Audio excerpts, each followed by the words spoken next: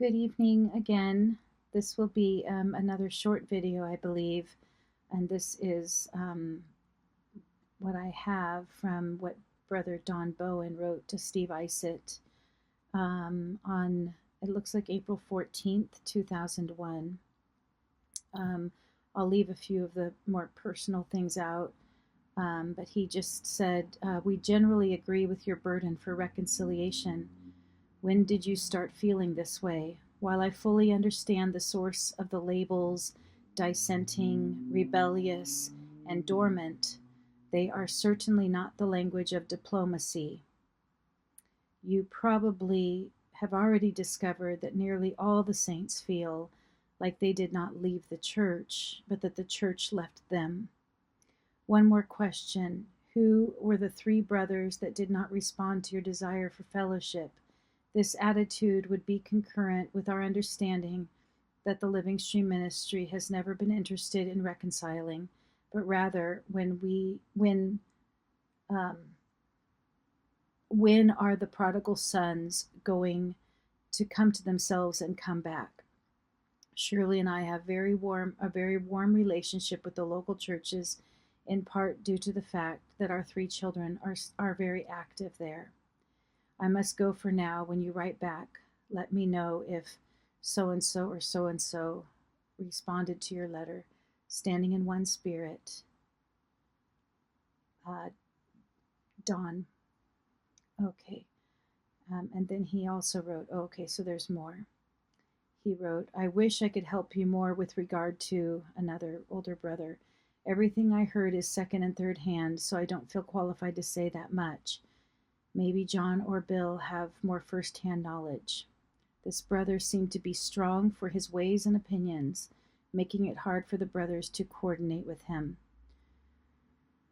What Bill Bean shared with you, take the cross, deal with your opinion, deny your opinion, keep the oneness, is the company line.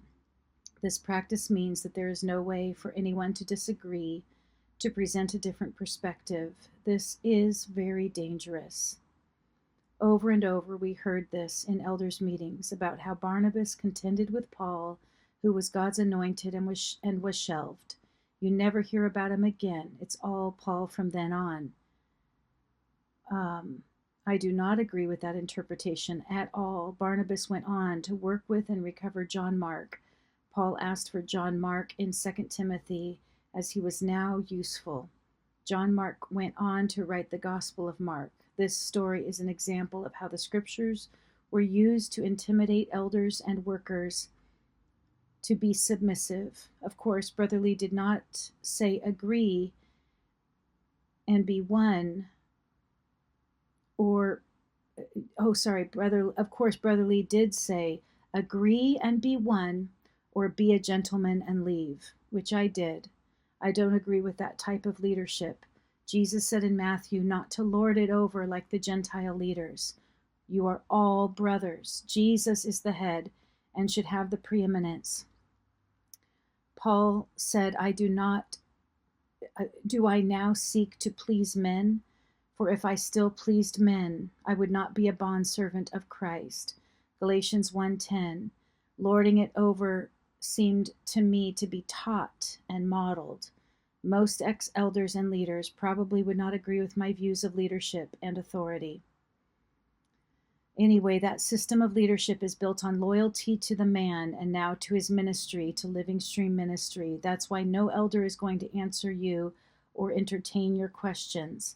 They probably consider you a mosquito, maybe malaria bearing, and hope you will go away. Do you really think that they are going to publicly admit that they were wrong and Brother Lee was wrong and Living Stream Ministry was wrong and apologize to the dissenters? Steve, this is their spiritual career, their position, their income, their life, their identity, their future. Again, I don't know what it is like there now, but I don't think any elder has any say about anything relating to your mission. It would have to come from Living Stream Ministry. I ask you, is Living Stream Ministry serving the church? Or is the church serving Living Stream Ministry, the work? I would advise you to get a good attorney, a good security look on your computer files, and proceed with caution.